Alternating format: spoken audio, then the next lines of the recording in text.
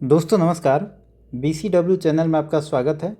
आज हम लोग 2-3 टॉपिक को डिस्कस करेंगे। हमारा पहला टॉपिक होगा गवर्नर जनरल, दूसरा टॉपिक होगा एक्ट और तीसरा टॉपिक होगा हमारा एजुकेशन से रिलेटेड जो भी इम्पोर्टेंट कमेटी है उसको भी हम देखेंगे। क्योंकि इन तीनों टॉपिक से आप देखेंगे BPSC में हमेशा क्वेश्चन बनता है, तो यह वीडियो जो होगा इससे कम 5 से 6 सवाल आपको आ सकता है। ठीक है, बहुत इंपॉर्टेंट सेगमेंट है। हमने सोचा था गवर्नर जनरल पे ही बनाएंगे, लेकिन बाद में फिर लगा कि एक्ट पे ही बना दिया जाए और कमेटी वगैरह भी बहुत पूछा था। तो चलिए हम स्टार्ट करते हैं और देखते हैं हमें क्या क्या पढ़ना है और कैसे हम पढ़ेंगे। ठीक है, देखिए सबसे पहले हम बात करें, ये गवर्नर जनरल की कहानी स्टार्ट कहाँ से होती है? 1600 से होती है, जब ईस्ट इंडिया कंपनी भारत में आती है। किसी भी कंपनी में आप देखे होंगे या तो BOD होता है, बैंक ऑफ डायरेक्टर होता है, COD होता है, CEO होता है, MD होता है। अब आपके दिमाग में आ रहा होगा कि कंपनी में तो ये सब पोस्ट होते हैं, तो फिर गवर्नर जनरल कहाँ से आ गया? ठीक है, देखिए होता क्या है कि जब कंपनी यहाँ पे आएगी तो कंपनी को चलाने के लिए 24 मेंबर होगा, जिसमें से एक होगा गवर्नर, एक होगा डिप्यूटी गवर्नर और 22 इसके और मेंबर होते थे। ठीक है, टोटल 24 लोग कंपनी को चलाता था।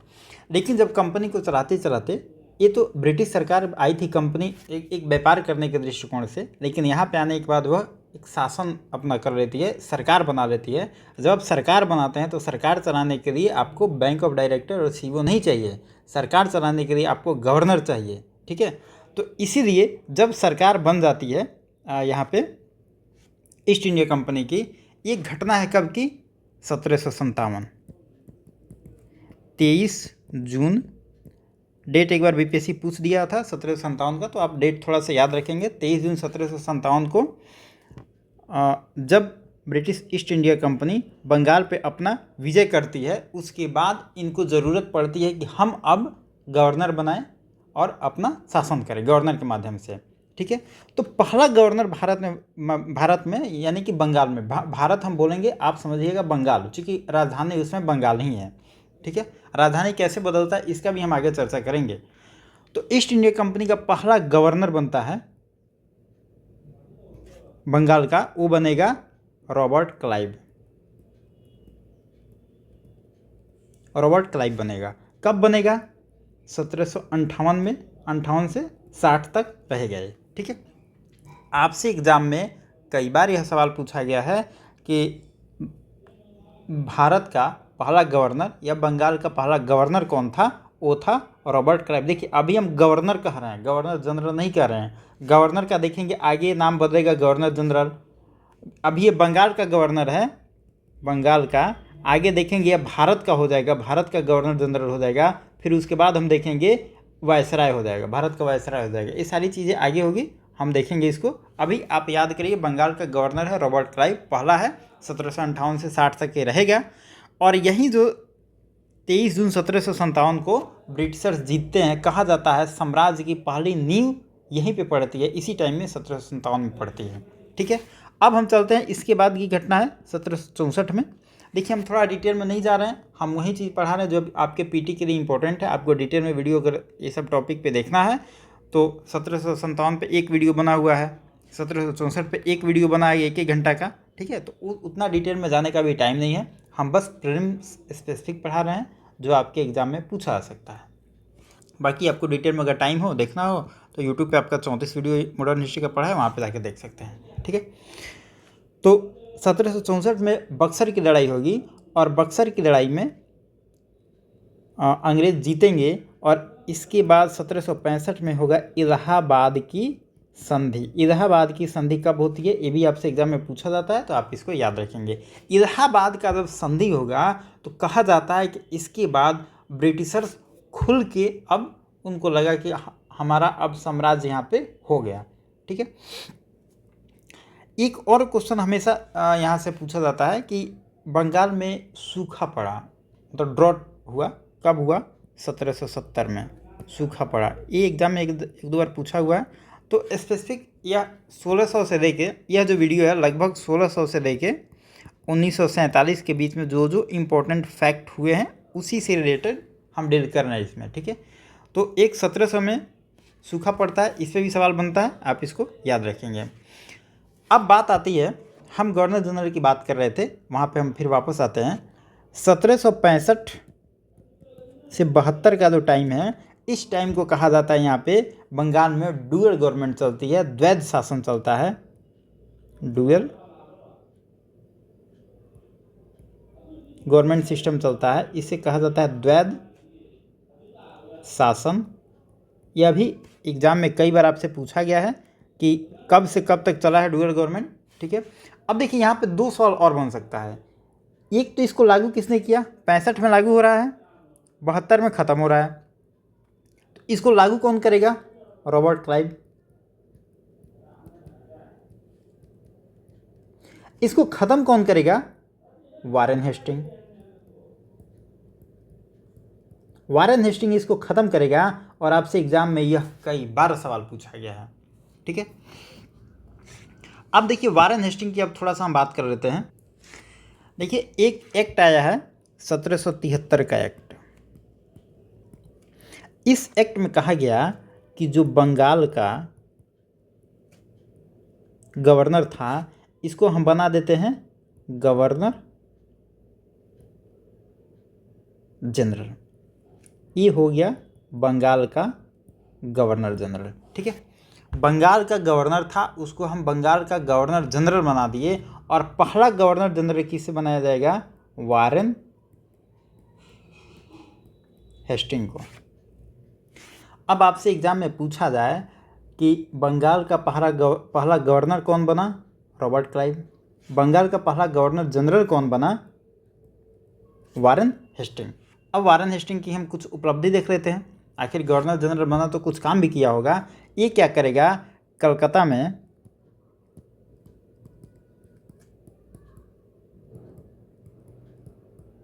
एक एशियाटिक सोसाइटी बनाई गई, ठीक है। एक कब बनाएगा, 1784 में, और यह जो फैक्ट है काफ़ी इंपॉर्टेंट है, आपसे एग्जाम में पूछा जाता है, ठीक है। एक और बनाएगा, सिक्योरिटी सेल पॉलिसी, इसी का है, ये भी वारेन हेस्टिंग का है। ये क्या करेगा, हमने ऊपर में बताया आपको, डुअल गवर्नमेंट को ख़त्म करेगा, ठीक है। बाद में जब यहाँ से यह इंग्लैंड जाएगा तो इस पे एक महाभियोग चलेगा। महाभियोग मतलब इम्पीचमेंट चलेगा।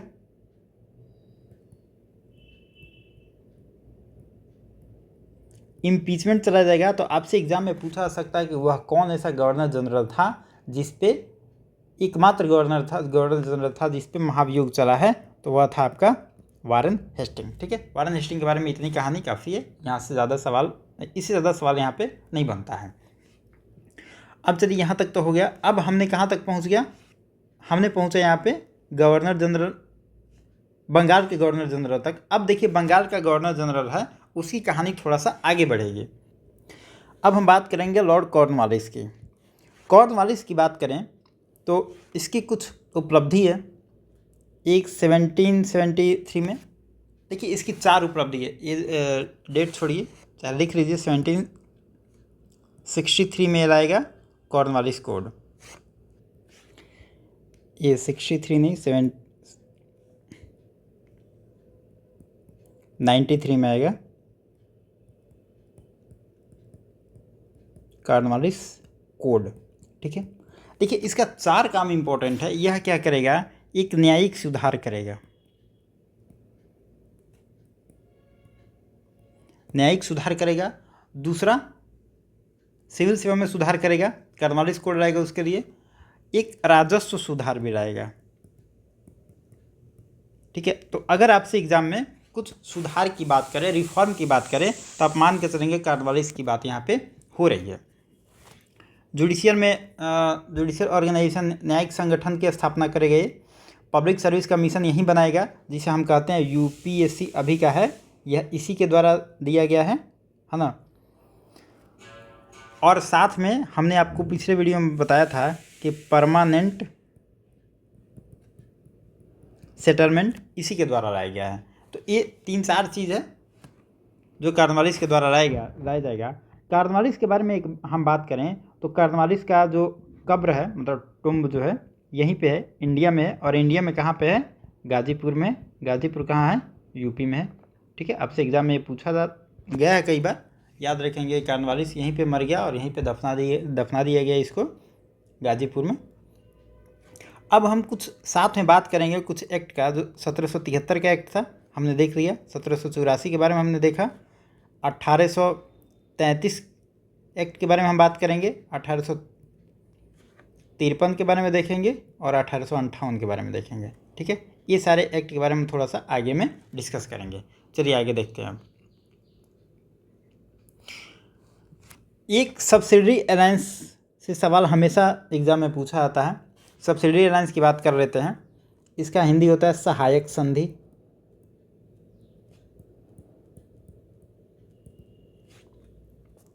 देखिए, सहायक संधि जो सब्सिडरी अलायंस था, सबसे पहले कौन लाएगा?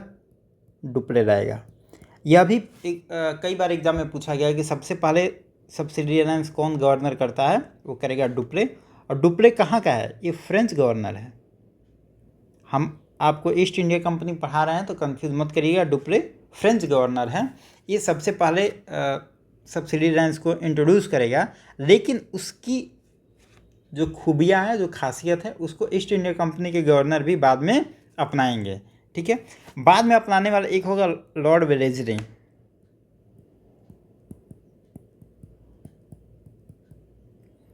लॉर्ड वेलेस्ली, इसके बारे में दो चार फैक्ट हम देखेंगे। यह जो डुप्ले की पॉलिसी है सब्सिडरी अलायंस का, उसका खूब यूज किया और इस पॉलिसी को यूज करके यह दो चार जो स्टेट थे, प्रोविंस थे, उसको जीतता है। जैसे हैदराबाद, मैसूर,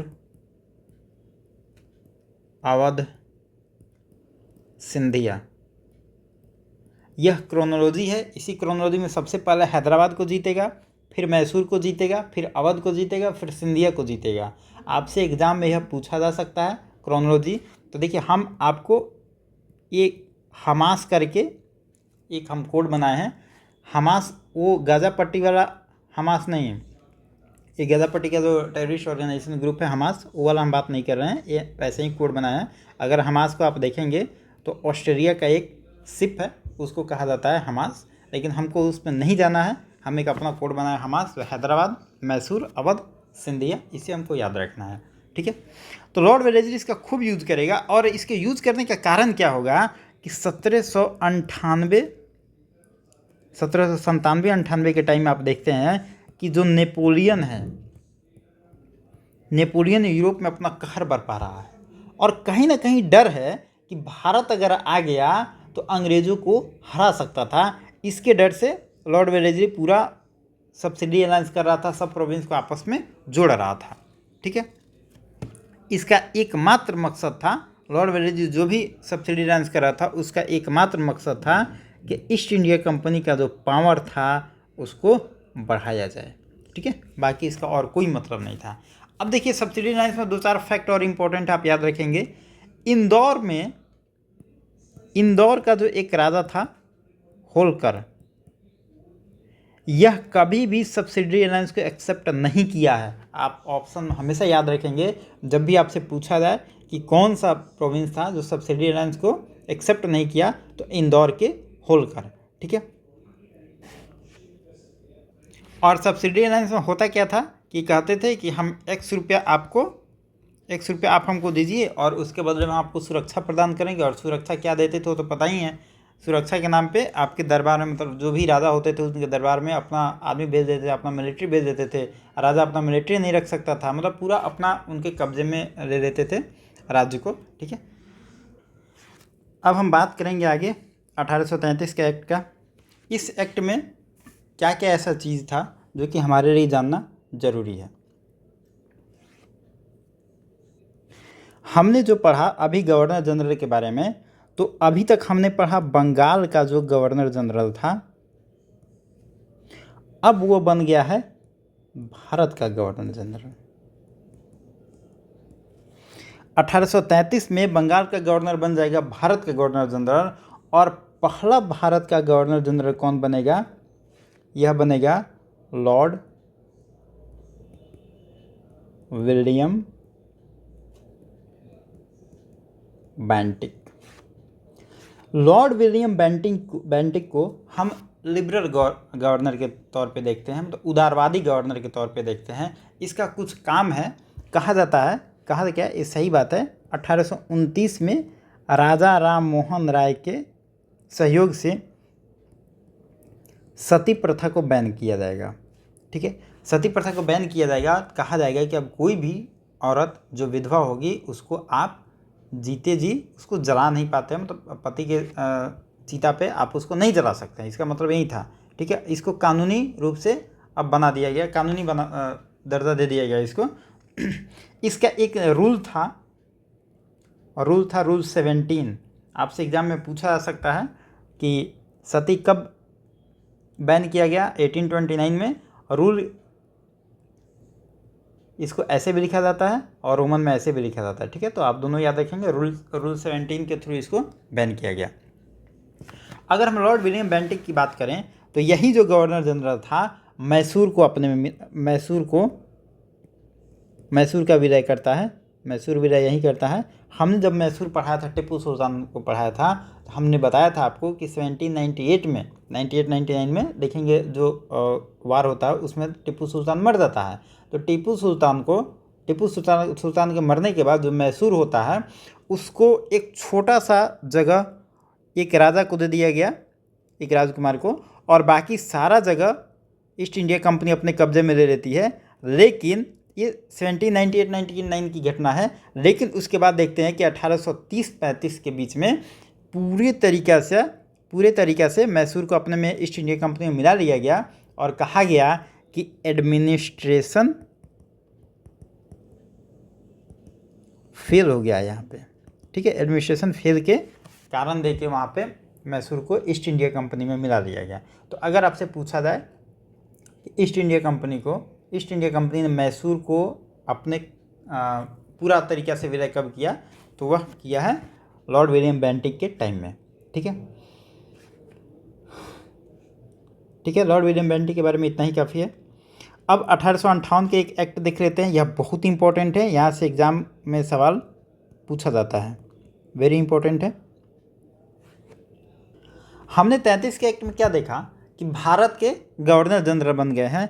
तो अब हम इसमें देखेंगे भारत के जो गवर्नर जनरल हैं यह अब बन जाएंगे भारत के वायसराय। भारत के वायसराय बन जाएंगे, अब इनका नाम हो जाएगा वायसराय। और पहले वायसराय कौन बनेंगे? Lord Canning. देखिए ये जो नाम बदल रहा है ना, सवाल यहीं से बनता है।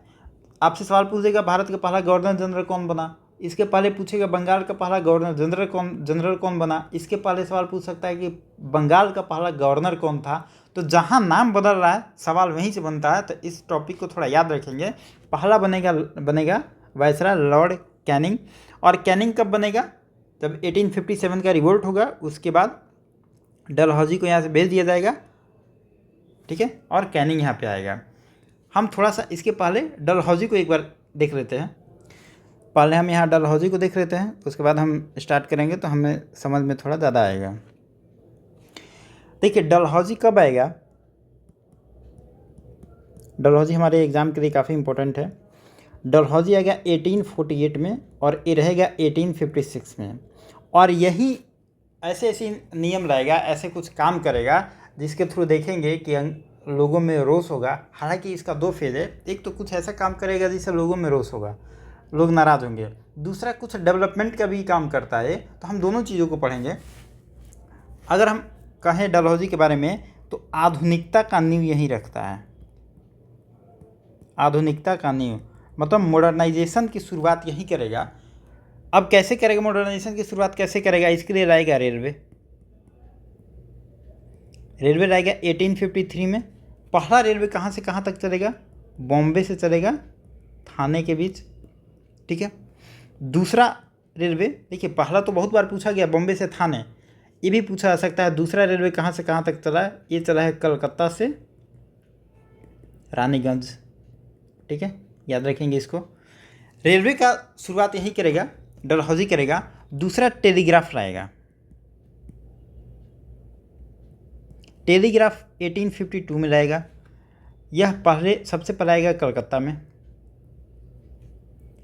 फिर आएगा मद्रास, फिर बम्बई, पेशावर। ये सब जो शहर है, बड़े बड़े शहर हैं, कलकत्ता, मद्रास, बम्बई, पेशावर, इन सभी शहरों को आपस में जोड़ा जाएगा। कलकत्ता राजधानी थी, मद्रास मतलब देखा जाए तो उसके बाद सेकेंड राजधानी कह सकते हैं उसको। मद्रास, बम्बई यही प्रोविंस थे जो इम्पोर्टेंट थे, और पेशावर सबसे इम्पोर्टेंट शहर में उसमें आता था। तो इस सारे शहर को आपस में जोड़ा गया। पोस्ट ऑफिस की रिफॉर्म करेगा। पोस्ट ऑफिस, डाक सुधार एक्ट लाएगा। पोस्ट ऑफिस के लिए एक एक्ट लाएगा 1854 में।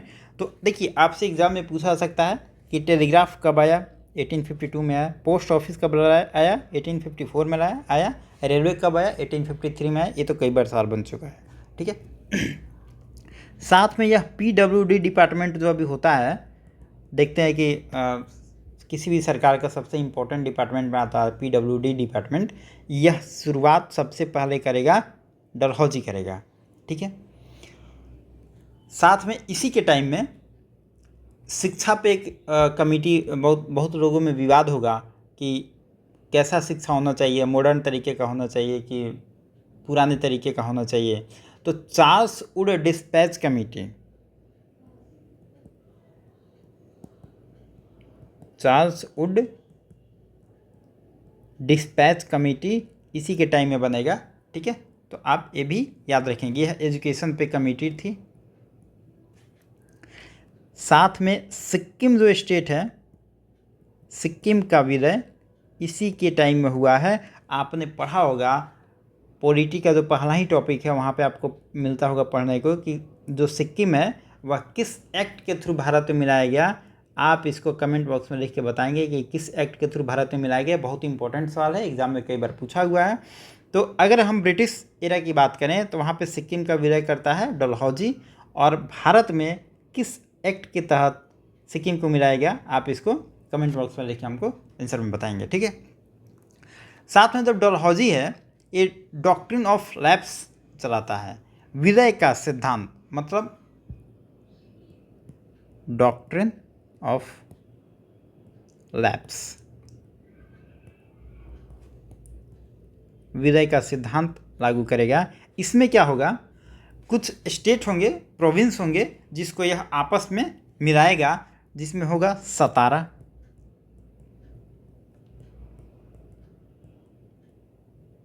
संभलपुर, झांसी, अवध, ठीक है। यह क्रोनोलॉजी है, याद रखेंगे। सतारा, संबलपुर, झांसी, अवध आपसे एग्जाम में पूछ सकता है। हमने पहले आपको एक और कोड क्या बताया था, हमास बताया था। इसका कोड भाई नहीं है, तो इसको आप याद कर लेंगे। हर चीज़ का कोड नहीं होता है, जिसका होता है हम बता सकते हैं, ठीक है। तो अगर आपसे पूछा जाए कि डलहौजी ने कौन कौन से प्रोविंस को मर्ज किया है, तो सतारा, संबलपुर, झांसी और अवध। बाद में 1856 में चला जाएगा। फिर 57 का विद्रोह होगा। 57 का जब विद्रोह होगा तो उसके बाद देखेंगे 1858 में एक एक्ट आएगा, और इस एक्ट में कहा जाएगा कि भारत का जो गवर्नर जनरल है, हम उसको भारत का वायसराय नाम देंगे। और पहला वायसराय बनता है लॉर्ड कैनिंग। और कैनिंग जब बनेगा, वायसराय बनेगा, एक एक्ट आएगा 1858 का। और 1 नवंबर 1858 को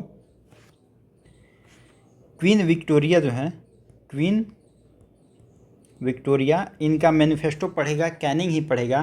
कहाँ पढ़ेगा, इलाहाबाद में पढ़ेगा, इलाहाबाद में पढ़ेगा। टाइम और डेट आप याद रखेंगे, 1 नवंबर 1898। यह डेट भी पूछा जाता है, जगह भी पूछा जाता है, किसने पढ़ा है, कैनिंग पढ़ा है, ये भी पूछा जाता है। तो ये सब बहुत इंपॉर्टेंट फैक्ट है, आप इन सारे फैक्ट को याद रखेंगे। और इसमें कहा गया कि जो डॉक्ट्रिन ऑफ लैप्स था, डॉक्ट्रिन ऑफ लैप्स जिसको लाया किसने था, विलय का सिद्धांत जो था जिसको लाया था डलहौजी ने, हम इसको ख़त्म करते हैं। इसमें ख़त्म कर दिया गया, ठीक है, कि हम अब किसी का विलय नहीं करेंगे। दूसरा एक और बात इसमें कहा गया कि साथ में कहा गया कि हम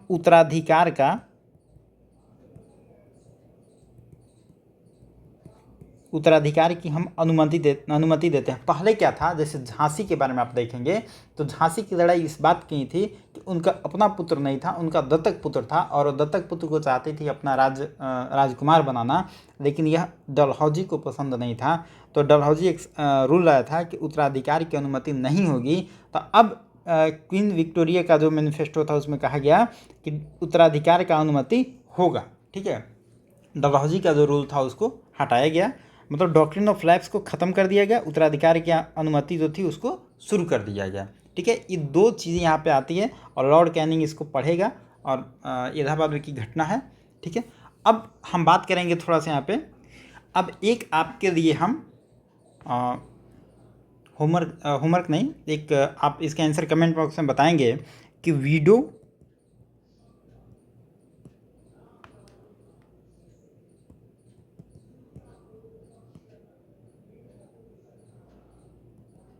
रीमैरिज एक्ट जो था वो किसके टाइम में आया था। आप इसको कमेंट बॉक्स में बताएंगे। हम वीडियो में 4-5 बार अब तक बता चुके हैं और टेस्ट में भी कई बार पूछा गया, बहुत ही इंपॉर्टेंट सवाल है। तो इसका आप कमेंट बॉक्स में आंसर बताएंगे कि विडो रीमैरिज एक्ट किसके टाइम में आया था, किसने लाया था, और हो सके तो ईयर भी बता देंगे, एग्जाम में कई बार पूछा गया है। ठीक है, चलिए आगे बढ़ते हैं। डलहौजी हमारा हो गया। अब हम थोड़ा सेंसस की बात कर लेते हैं। सेंसस पे हमेशा सवाल पूछता है, पहला जो सेंसस होगा आपका, पहला जो जनसंख्या होगा, जनसंख्या काउंट किया जाएगा, कब किया जाएगा? 1872 में। इस समय गवर्नर जनरल कौन रहेगा? Lord Mayo. मेयो की बात करें तो मेयो एकमात्र गवर्नर जनरल है जिसकी हत्या की जाएगी, और इसकी हत्या कहाँ की जाएगी? अंडमान में। एक वहाँ आपका जो कैदी होगा वो एक शाम में टहल रहे होंगे, खाना वाना खा के शाम में टहल रहे होंगे, उसी टाइम में कैदी आएगा, पीछे से इन पे वार करेगा और ये मर जाएंगे। ठीक है, तो लॉर्ड मेयो की मृत्यु हो जाती है अंडमान में। 1872 में पहला होगा। लेकिन अगर रेगुलर की बात करें, रेगुलर जनसंख्या कब से, सेंसस कब से स्टार्ट होगा? होगा 1881 से। इसके टाइम में गवर्नर जनरल कौन है? Lord Ripon. अगर आपसे एग्जाम में पूछा जाए कि फर्स्ट सेंसस कब हो रहा है, 1872 में लॉर्ड मेयो के टाइम में, और रेगुलर की बात की जाए वो होगा 1881 में लॉर्ड रिपन के टाइम में। ठीक है, 1881 में। रिपन के बारे में 2-3 फैक्ट हमें जानना इंपॉर्टेंट है। रिपन की बात करें तो इसी के टाइम में एक आएगा फैक्ट्री एक्ट, 1881 में आएगा फैक्ट्री एक्ट। इस एक्ट में कहा जाएगा कि महिला और बच्चे, इन दोनों के काम का घंटा आप तय करिए। पहले क्या था कि 8 घंटा काम करने का तो ऐसा कोई रूल था नहीं, 12-12 घंटा, कुछ 14-14 घंटा भी काम करते थे। तो महिला और बच्चों को भी एडल्ट की तरह ही ट्रीट किया जाता था। लेकिन जब फैक्ट्री एक्ट आता है रिपन के टाइम में, तो पहली बार कहा गया कि नहीं, महिलाओं और बच्चों को आप एडल्ट की तरह ट्रीट मत करिए, इनके काम के घंटों को कम करिए। तो इनके काम के घंटों को पहली बार डिफाइन किया गया फैक्ट्री एक्ट 1881 में, जो आता है लॉर्ड रिपन के टाइम में। तो रिपन थोड़ा सा कहा जाता है, एक है लीटन, देखिए एक है लीटन, एक है रिपन। तो लीटन बहुत क्रूर है। ठीक है, रिपन थोड़ा सा उदारवादी माना जाता है। आप याद रखेंगे लीटन के बारे में। एक चीज़ हम आगे देखेंगे, ये हो गया रिपन का।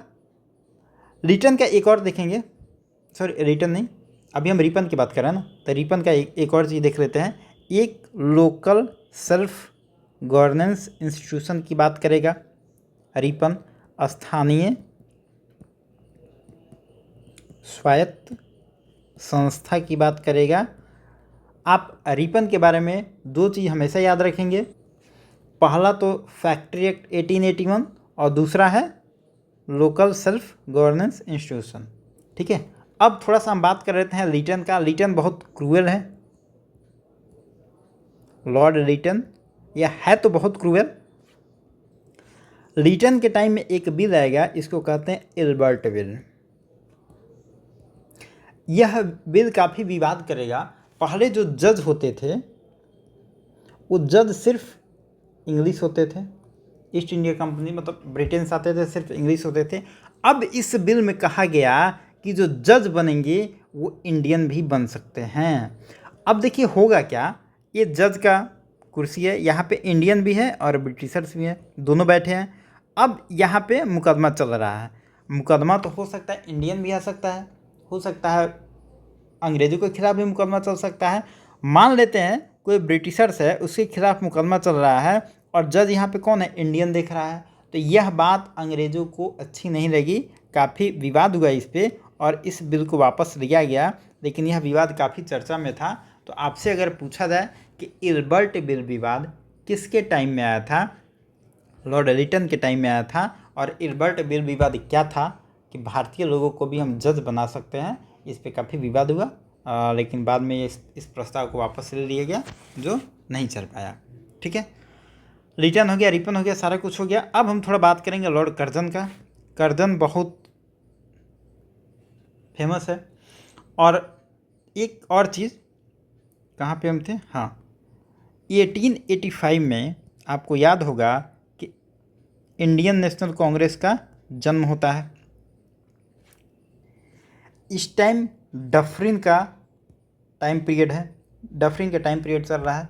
डफरिन यह घोषणा करेगा और कहेगा ब्रिटिश का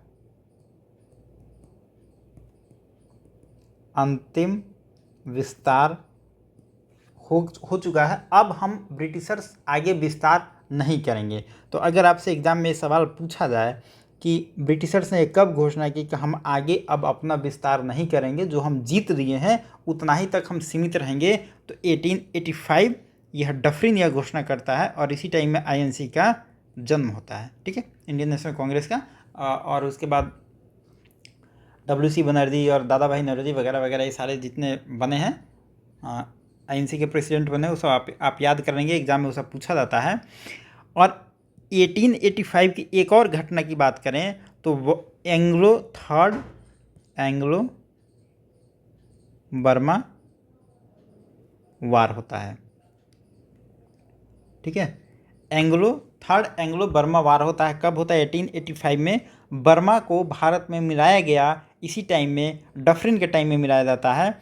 अब देखिए आपसे अगर डेट पूछ दे, कभी कभी आपसे एग्जाम में हो सकता है ना, कहीं किताब में चाहे एग्जाम में 1885 देगा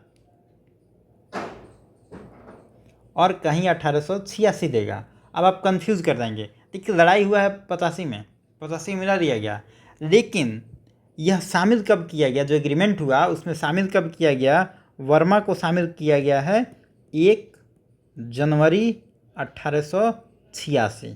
ठीक है, इसलिए कभी कभी एग्ज़ाम में देखेंगे 86 मिल जाएगा, 85 मिल जाएगा, आपको उस पर ध्यान नहीं देना है। लड़ाई होता है 85 में, एक होगा 85 में, तो आप आंसर भी मारेंगे 85। ठीक है, अगर स्पेसिफिक डेट दे दिया 1 जनवरी 1886, तब आप 86 मारेंगे कि बर्मा को उसी दिन भारत में शामिल किया गया। लेकिन अगर नॉर्मली पूछे 85 87 ऐसे, तो आप 85 को टिक करेंगे। ठीक है, कर्जन के बारे में थोड़ा सा हम देख लेते हैं। कर्जन के बारे में कहा जाता है एक थोड़ा क्रूएल शासक था, जो चाहता था हमेशा कि इसी के टाइम में आप देखेंगे, ये टाइम पीरियड है, सबसे पहले आप टाइम याद करिए 1905 का, 1900 से लगभग ये आएगा आपको 1899 के आसपास आएगा और 1905 तक रहेगा। हालांकि इसके पहले भी आएगा, 1899 के थोड़ा पहले आएगा, उतना डेट याद नहीं है, लेकिन 1905 तक रहेगा। इसके टाइम में घटनाएं क्या चल रही है, थोड़ा आप रिलेट करिए तो समझ जाएंगे। इंडियन नेशनल कांग्रेस में 2 धड़ हैं, एक है उदारवादी, एक है उग्रवादी।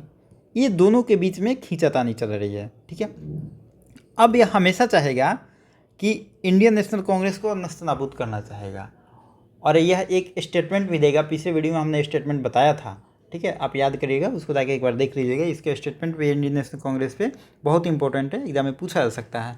इसकी कुछ उपलब्धि हैं, कुछ काम भी किया है। एक बनाएगा ASI।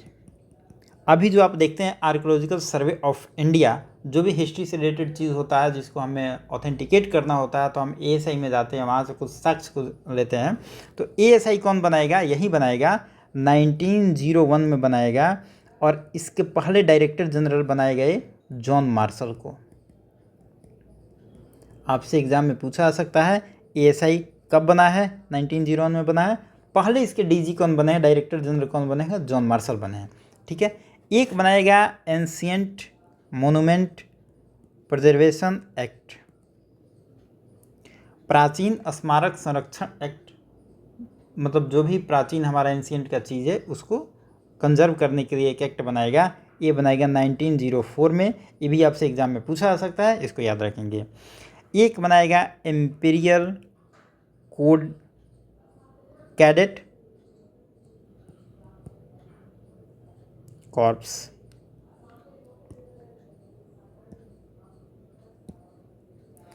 इम्पीरियल कैडेट कॉर्प्स बनाएगा 1901 में बनाएगा। इसका क्या मतलब होगा? राजकुमार जो होते थे, जो भी प्रोविंस थे, उनके जो राजा थे, उनके जो बेटा होते थे, जो राजकुमार हो गए, उनको सैनिक शिक्षा दिया जाएगा। मतलब यह राजकुमारों का, कह सकते हैं राजकुमारों का गुरुकुल। ठीक है। आपसे ये भी एग्जाम में पूछा जा सकता है कि इम्पीरियल कैडेट कॉर्प्स क्या है? तो यह राजकुमारों का एक गुरुकुल है जिसमें सैनिक शिक्षा दिया जाएगा। 1901 में बनता है। कौन बनाएगा? कर्जन बनाएगा।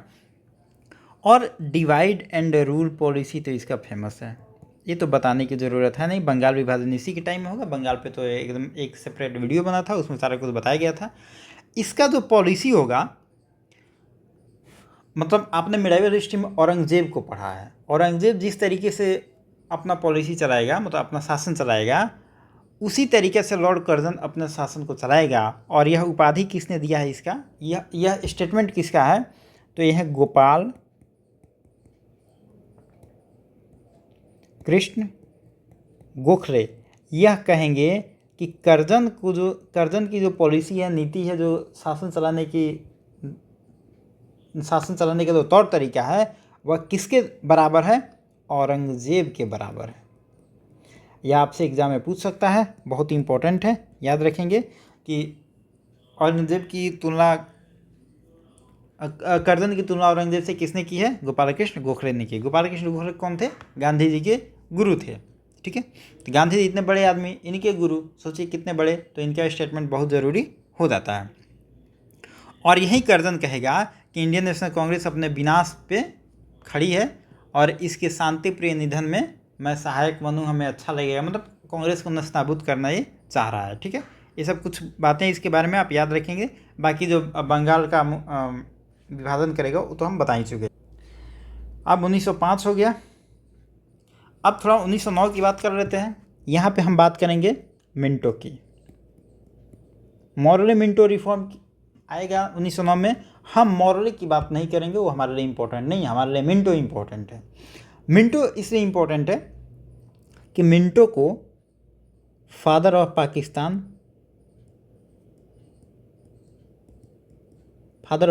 कहा गया है। कौन कहेंगे? राजेंद्र प्रसाद। यह बहुत इंपॉर्टेंट है, आप इसको याद रखेंगे। फादर ऑफ पाकिस्तान है लॉर्ड मिंटो है, राजेंद्र प्रसाद इसको कहेंगे। और यह जो मिंटो है 1909 के एक्ट में लाएगा सेपरेट इलेक्टोरेट, पृथक निर्वाचन मंडल की घोषणा करेगा। आपसे एग्जाम में पूछा जाता है कई बार। ठीक है। इस पृथक निर्वाचक मंडल में क्या होगा? इसमें मिंटो का अपना मानना होगा कि हम मुसलमानों को भड़का दें, अपने पक्ष में कर लें, मुसलमानों को अपने पक्ष में कर लेगा। अब जब मुसलमान अपने पक्ष में होंगे, अब देखिए यहाँ पे ईस्ट इंडिया कंपनी एक तरफ है, मतलब ब्रिटिशर्स कह सकते हैं एक तरफ है, यहाँ पे सब मिलकर लड़ाई लड़ रहे हैं। यहाँ पे हिंदू मुस्लिम सब मिलकर लड़ाई लड़ रहे हैं। यहाँ पे INC है, प्लस यहाँ पे मुस्लिम लीग है। मुस्लिम लीग तो अब यहाँ इस टाइम में मुस्लिम लीग भी बन गई है। तो अब ईस्ट इंडिया कंपनी क्या करेंगे कि हम मुस्लिम लीग को अपने अंडर में ले लेते हैं। जब मुस्लिम लीग को आप मिला लेंगे, यानी मुसलमानों को मिला लेंगे, तो कहीं ना कहीं इंडियन नेशनल कांग्रेस अकेला बचेगा, शक्ति कम हो जाएगी। तो दोनों के बीच में नाराजगी जो डिवाइड एंड रूल पॉलिसी थी ना, यही गेम यहाँ पे खेल रहे हैं। और इसी के तहत पृथक निर्वाचन की पॉलिसी यहाँ पे लाया गया। ठीक है। तो मुसलमानों को अपने पक्ष में करना है और इंडियन नेशनल कांग्रेस के खिलाफ इनको करना है। दोनों को आपस में लड़ा देंगे तो क्या होगा? आपस में लोग आपस में लड़ते रहेंगे, फिर हमसे नहीं लड़ेंगे, मतलब हम ब्रिटिशर्स अपना रूल करते रहेंगे, ये रिवोल्ट वगैरह ज़्यादा नहीं कर पाएंगे, यही इनकी पॉलिसी थी। राजेंद्र प्रसाद ने इनको पाकिस्तान के जन्मदाता कहेंगे। और गांधी जी जो 1909 का एक्ट होगा, 1909 के एक्ट को गांधी जी कहेंगे यह एक्ट हमारा सर्वनाश कर दिया।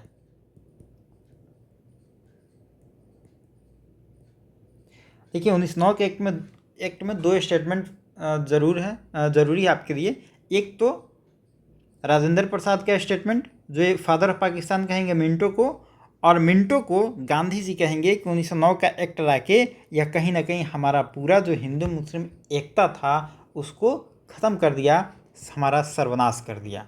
इसके बाद एक गवर्नर आएगा 1911 में, इसके बारे में 2-3 ही फैक्ट है, ज़्यादा कुछ है नहीं। गवर्नर नहीं बल्कि वायसराय होगा। इसके टाइम में हम देखेंगे कैपिटल शिफ्ट होगा, कैपिटल शिफ्ट होगा। तो कैपिटल पहले कहाँ है? कलकत्ता। अब कहाँ होगा? दिल्ली। दिल्ली होगा। कलकत्ता से दिल्ली कैपिटल शिफ्ट होगा। कब होगा? 12 दिसंबर 1911 को। अब देखिए दिसंबर में एक घटना हो रहा है, कहीं कहीं आपको एग्ज़ाम में मिलेगा 1911, कहीं कहीं मिलेगा 1912, ठीक है। लेकिन अब देखिए 12 दिसंबर 1911 को घोषणा कर दिया गया कि हम कैपिटल शिफ्ट कर रहे हैं, तो क्या राजधानी बदलना 2-4-10 दिन का काम तो है नहीं, आपके रूम बदलने की तरह तो है नहीं कि बस 2-4 सामान है उठाए, बेड उठाए, टेबल कुर्सी उठाए और चले गए, है ना। राजधानी बदलना बड़ा चीज़ है, बड़ी घटना है। तो अब दिसंबर में कितना महीना बाकी है? 18 दिन बाकी है। कितना दिन? 18 दिन ही बाकी है। तो 18 दिन में तो कुछ हो नहीं सकता है। तो 11 को जो घोषणा हुआ, कहीं ना कहीं कैपिटल शिफ्ट में टाइम लगा होगा ना, 2-4-6 महीना 10 महीना लगा होगा ना, तो होता है वो 12 में, ठीक है। तो आपसे एग्जाम में कहीं 11 दिया रहेगा, कहीं 12 दिया रहेगा, आपको कंफ्यूज नहीं करना है, आपको 12 पे टिक मारना है। चूँकि 66 बीपीएससी में इस सवाल को पूछा गया है और बीपीएससी इसका आंसर 1912 मारा है, तो आप भी 1912 मारेंगे। अगर डेट स्पेसिफिक पूछे कि कब घोषणा किया गया, तो आप 12 दिसंबर 1911 मारेंगे। लेकिन कब दिल्ली शिफ्ट हुआ तो अगले साल बाद में ना हुआ होगा, शिफ्ट हुआ तो वहाँ पे 12 मारेंगे, ठीक है। 11-12 में कन्फ्यूजन आप ना रखें। और यही जब कैपिटल शिफ्टिंग का काम चल रहा है, तो गवर्नर जनरल नहीं, अब वायसराय बन गया है। वायसराय कौन है? ये है आपका लॉर्ड हार्डिंग। और इसी के टाइम में देख थर्ड दिल्ली दरबार होगा। थर्ड दिल्ली दरबार इसी के टाइम में होगा। इसमें जॉर्ज पंचम आएंगे, जॉर्ज फिफ्थ आएंगे और महारानी आएंगी, क्वीन आएंगी, दोनों लोग आएंगे। थर्ड दिल्ली दरबार चल रहा है और इसी थर्ड दिल्ली दरबार में कहा जाएगा कि जो बंगाल विभाजन हुआ था उसको हम रद्द करते हैं, कैंसिल हो गया, ठीक है। तो आपसे पूछा जाए कि बंगाल का जो विभाजन हुआ था कब कैंसिल हुआ, वो हुआ था 1911 में। गवर्नर जनरल कौन है? वायसराय कौन है? लॉर्ड हार्डिंग, ठीक है। और यहाँ पे 1912 पे आप टिक मारेंगे क्योंकि बीपीएससी 1912 दिया है। चलिए अब 1919 का एक्ट थोड़ा सा देख लेते हैं, यह क्या कहता है। 1919 का जो एक्ट है, इस एक्ट में 2-3 चीज़ होता है। 1919 की जो घटना है यहाँ पे 2-3 चीज़ होगा। इस एक्ट में हम आपको पहले बताए थे कि एक होता था गवर्नर जनरल या वायसराय कह लीजिए, साथ में एक होता था भारत सचिव। ये सचिव कौन होता था? वहाँ के कैबिनेट का कोई एक मंत्री होता था जो सारा वहीं पे मतलब लंदन में बैठ के देखता था और गवर्नर जनरल यहाँ पे सारे एक्टिविटी को फुलफिल करता था, ठीक है।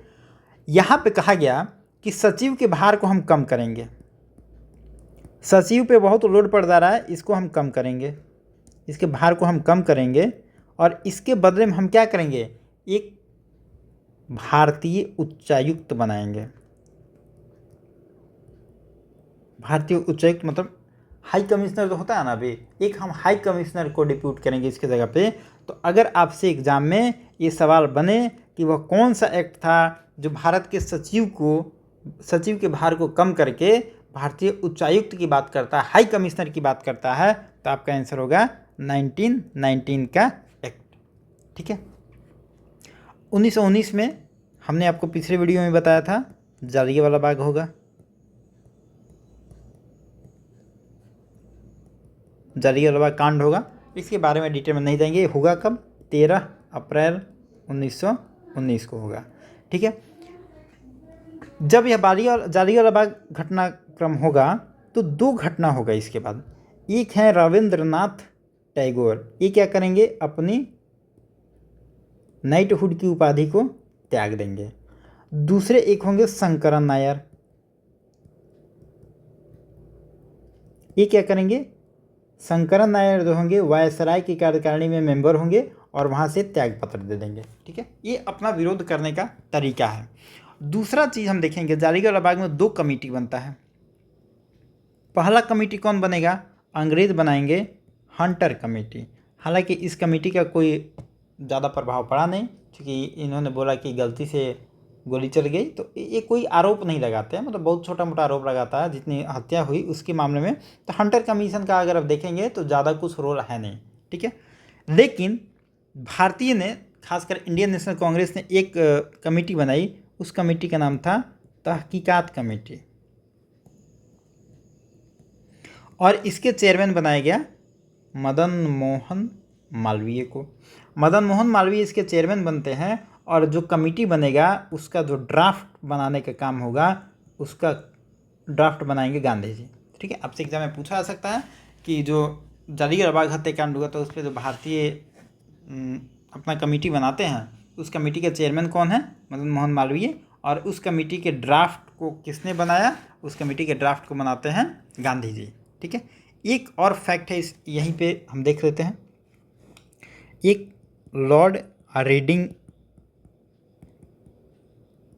वायसराय है। ठीक है। लॉर्ड रीडिंग जो है, इसका टाइम पीरियड देखेंगे 1921 से 26 है। अब देखिए टाइम पीरियड आपको याद है ना, तो इस समय की सारी घटनाएं आप समझ जाएंगे कि इसी के टाइम में हुआ है। यह एकमात्र यहूदी है, यह इम्पोर्टेंट इसीलिए है कि एकमात्र ऐसा है जो यहूदी है और भारत में गवर्नर या वायसराय बनेगा। ठीक है। यह भी एक फैक्चुअल सवाल बन सकता है। इसके टाइम में एक कमेटी बनता है, एक वर्थ कमेटी। एक वर्थ कमेटी क्या कहता है कि जो रेल बजट है और जो आम बजट है, इन दोनों को आप सेपरेट करिए, अलग करने की बात कहता है, अलग अलग करिए। तो इसी के आधार पे रेल बजट अलग, आम बजट अलग पास किया जाता था। लेकिन अभी कुछ दिन पहले रेल बजट और आम बजट को दोनों को मर्ज कर दिया गया, और यही सवाल पिछले साल शायद 67 या 68 में पूछा गया था कि रेलवे बजट और आम बजट दोनों को कब मर्ज किया गया। ऑप्शन में था 2016, 2017, 2018। आप कमेंट बॉक्स में बताएंगे इसका सही आंसर क्या है। ये प्रीवियस ईयर क्वेश्चन है। ठीक है। आप अपना भी चेक करिए कि कितना तैयारी आपकी चल रही है, और कमेंट बॉक्स में इसका सही आंसर बताएंगे कि रेल बजट और आम बजट को दोनों को मर्ज किस साल से किया गया है। ठीक है। चलिए अब हम बात कर लेते हैं एजुकेशन की। एजुकेशन पे कुछ पॉलिसी बना है भारत में, पॉलिसी और कमीशन बना है, और इस पे कमीशन पे सवाल बनता है कि कौन कमीशन कब बना और कौन कमीशन किससे संबंधित है। तो चलिए हम कुछ कमीशन कमेटी जो भी है एजुकेशन से रिलेटेड जो भी हम थोड़ा सा देख लेते हैं। देखिए एजुकेशन से अगर बात शुरू होती है तो सबसे पहले हमारे दिमाग में क्या आता है? मैकाले। इसका मैकाले मिनट दिमाग में आता है। यह कब आया था? 1835 में आया था। ये भी सवाल पूछा जाता है एग्जाम में। ठीक है। अब चलिए हम कमेटी की बात कर लेते हैं, ज़्यादा डिटेल में यहाँ पे हम नहीं जाएंगे, वीडियो भी काफ़ी लंबा हो गया। हम कमेटी कुछ देख लेते हैं। एक चार्ल्स वुड डिस्पैच,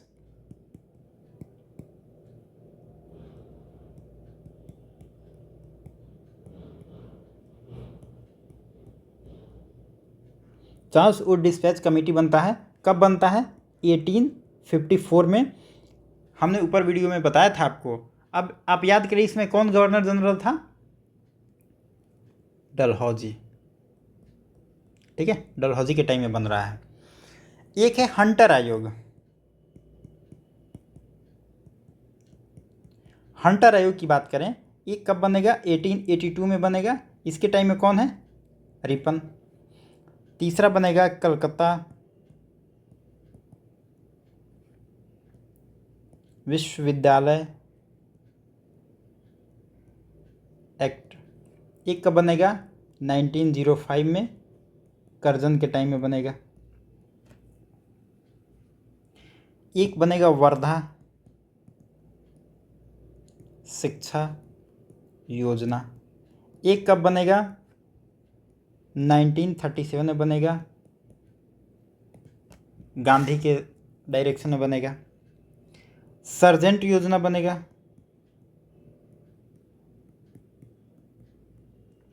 कब बनेगा? 1944 में बनेगा। ठीक है। एक बनेगा राधा कृष्णन कमीशन।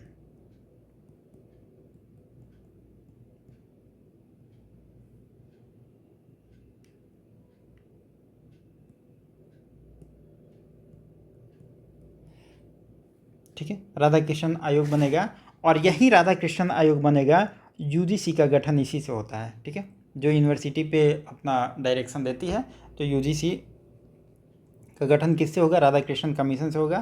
तो देखिए, ई एजुकेशन से रिलेटेड कुछ कमेटी थी, यहाँ से सवाल हमेशा बनता है, आपसे पूछा जा सकता है कि चार्ल्स वुड डिस्पैच किसके टाइम में बना? डलहौजी के टाइम में। कब बना? 1854 में। हंटर कमीशन कब बना? 1882 में। किसके टाइम में बना? रिपन में। कलकत्ता विश्वविद्यालय अधिनियम 1905 में, करजन के टाइम में। वर्धा कमीशन 37 में, गांधी के डायरेक्शन बनता है। सर्जेंट आयोग 44 में। राधा कृष्णन कमीशन इसी के थ्रू बनता है, यूजीसी। ठीक है, ये सब कुछ फैक्ट हैं, याद रखेंगे, एग्ज़ाम में यहाँ से प्रश्न बनते हैं।